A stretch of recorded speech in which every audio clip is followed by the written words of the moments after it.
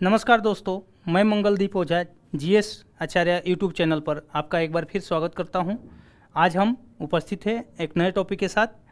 इस टॉपिक को हमने नाम दिया है बिहार का पर्यावरण। तो आइए पहले इस टॉपिक का रोड मैप तैयार कर लेते हैं कि इस टॉपिक में हमें पढ़ना क्या है। उसके बाद एक एक बिंदुओं को आगे डिस्कस करेंगे। बिहार का पर्यावरण, इस टॉपिक में दोस्तों कई आयाम हो सकते हैं, लेकिन हम जो पढ़ने जा रहे हैं या पढ़ेंगे उसमें प्रीलिम्स जो हमारा एग्ज़ाम का टारगेट है उसको ध्यान में रखते हुए हम इसके आयामों को शामिल कर रहे हैं। तो आप इसे देखें। पहला इस टॉपिक के अंतर्गत हमने जो आयाम लिया है वह है बिहार में वन या वनस्पति।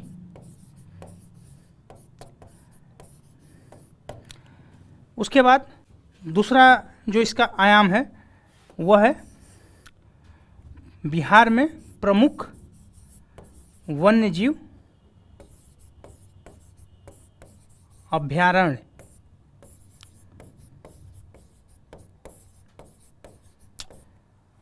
उसके बाद तीसरा इसका आयाम है राष्ट्रीय उद्यान।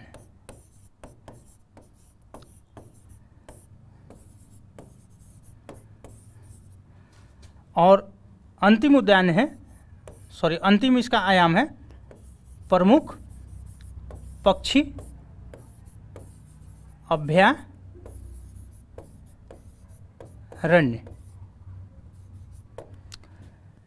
अब इन टॉपिकों के अंतर्गत, इन उपशीर्षकों के अंतर्गत भी हमें किस प्रकार से पढ़ना है वो एक रूपरेखा हम यहीं पर डिस्कस कर देते हैं और आगे उसी के अनुसार क्रम वाइज हम बढ़ेंगे। तो वन या वनस्पति के अंतर्गत हमें दो बिंदुओं को देखना है। एक तो है कि बिहार में वन का प्रकार, तो वन का प्रकार पहला बिंदु हो गया। और दूसरा है हम जो देखेंगे वो वन स्थिति रिपोर्ट 2021। तो दूसरा है वन स्थिति रिपोर्ट 21। इसके बारे में हम पूरा डिटेल से आगे पढ़ेंगे ये दो बिंदुओं को। अब प्रमुख वन्यजीव अभयारण्य के अंतर्गत जो है इसमें हमको देखना होता है कौन और कहाँ, ठीक है। और ऐसे ही हम पक्षी अभयारण्य में भी जो देखेंगे उसको कि कौन और कहाँ, ठीक है। आपको जब भी मैं पढ़ाता हूँ तो मेरा यही व्यू रहता है कि मैक्सिमम आउटपुट आना चाहिए, कम मेहनत में मैक्सिमम आउटपुट। तो एग्ज़ाम में किस प्रकार से किस टॉपिक से क्वेश्चन आते हैं उसी को ध्यान में रखते हुए हम पढ़ाने की कोशिश करते हैं। यह मेरा प्रयास रहता है। ऐसे पढ़ने का पूरा संसार है। आप पढ़ के फिर भी विवेकानंद जी का वो एक लाइन मुझे याद आता है कि बहुत ही मैंने इस संसार के में जितने ज्ञान के भंडार है उसका बहुत कम परसेंटेज हिस्सा हमने प्राप्त किया है। तो फिर भी आपको लगेगा उतना पढ़ने के बाद कि हम कम जानते हैं। अगर आप सही में जानकार हैं तब, क्योंकि सुकरात का एक बड़ी ही प्रसिद्ध लाइन है दर्शन का कि ज्ञानी आदमी हमेशा यह जानता है कि वो कुछ भी नहीं जानता है। तो एग्ज़ाम निकालने के लिए बहुत ज़्यादा नहीं पढ़ना होता है। एग्ज़ाम निकालने के लिए पढ़ना वही होता है कि जहाँ से मैक्सिमम हम एग्ज़ाम में अटेम्प्ट करके अपनी सफलता को सुनिश्चित करें। तो मैं हमेशा इसी अप्रोच के साथ काम कर रहा हूँ। तो ये है हमारा बिहार का पर्यावरण टॉपिक, और इसमें जो हमको पढ़ने हैं वो डायमेंशन हम आपके साथ डिस्कस कर दिए। अब आइए एक एक करके आगे बढ़ते हैं। बिहार में वन का प्रकार। तो पहला हमारा टॉपिक होगा बिहार में वन का प्रकार। इसके हम दो ग्रुप में रखते हैं। जो बिहार में वन पाए जाते हैं वो दो प्रकार के पाए जाते हैं। तो पहला है आर्द्र पर्णपाती वन,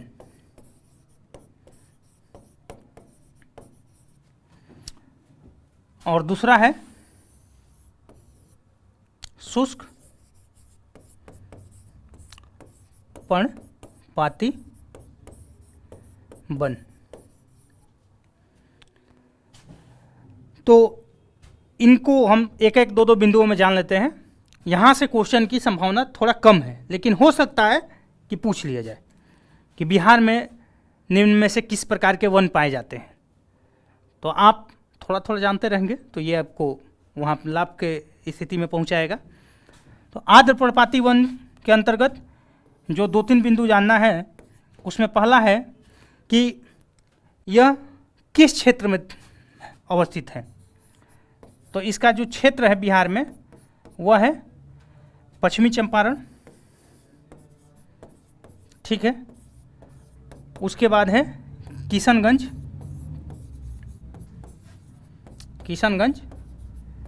उसके बाद तराई क्षेत्र। जैसा कि आप बिहार के प्राकृतिक विभाजन के अंतर्गत आपको मैंने पढ़ाया था कि बिहार का जो नेपाल से सटा हुआ बॉर्डर लगता है उसके समानांतर एक तराई क्षेत्र देखने को मिलता है। तो इन क्षेत्रों में भी आर्द्र पर्णपाती वन पाए जाते हैं। तो आर्द्र पर्णपाती वन कहाँ कहाँ मिलेंगे बिहार में? तो पश्चिमी चंपारण, किशनगंज और तराई क्षेत्र में। अब हम ये जानते हैं कि इन क्षेत्रों में आर्द्र पर्णपाती वन जो मिलता है उसका मुख्य कारण क्या है। तो आप वनस्पति इस धरती पे कहीं भी हो, आप अपने दिमाग में एक ये फ्रेम तैयार कर लीजिए, ये या एक फार्मूला कि उसका वर्षा से डायरेक्ट कनेक्शन होता है। जैसी वर्षा होगी उससे उस वहाँ की वनस्पति का सीधा संबंध होगा। ऐसे तो किसी भी जगह पर वनस्पति के जो प्रकार है उसमें और तत्वों की भी भूमिका होती है, जैसे मिट्टी की, लेकिन वर्षा जो है एक प्रमुख तत्व है जो किसी भी जगह पर जो वनस्पति है उसके प्रकार निर्धारण में अपनी महत्वपूर्ण भूमिका निभाता है। तो आर्द्र पर्णपाती वन जहाँ पाए जाते हैं उसमें बिहार में, उसमें दूसरा हम बिंदु जानेंगे कि इन क्षेत्रों में वर्षा जो है